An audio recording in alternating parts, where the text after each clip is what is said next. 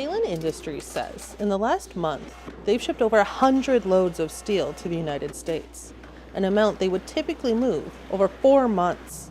Senior Vice President Sean Lepper says its Brandon plant has been racing to get their potato storage sheds over the border ahead of 25% tariffs. We've been running 7 days a week trying to beat each new tariff date that comes into effect. And then we start all over the next day trying to beat the next tariff date.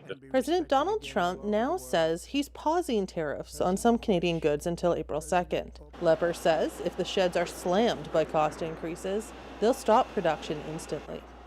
He says the sheds are Behlen's only U.S. product. The company's focus on domestic sales and production is helping them ride out the escalating trade tensions. But the Canadian Labour Congress is warning tariffs are already causing fewer orders and layoffs in some Canadian industries. We're already hearing about layoffs. We're already hearing about employers not getting the orders into their order books that they would normally have at this time of the year for manufacturing.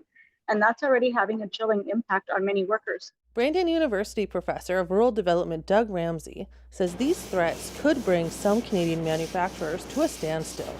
He says that means Canada has to diversify into other markets while also bolstering what's produced in Canada. And whether it's pipelines or making sure you buy the steel product that's fabricated in Manitoba or Ontario, that's how we can strengthen our economy and then secure better trade deals with other regions. At Behlen, Lepper says they're seeing more new clients focused on buying Canadian. End users asking and demanding that the product be Canadian, which is really uncommon for us. Most of the time it would come down to price, which we're always fighting for that price piece. Now it's less about price and more about where it's coming from. Lepper says these new clients are helping keep business steady. Chelsea Kemp, CBC News, Brandon.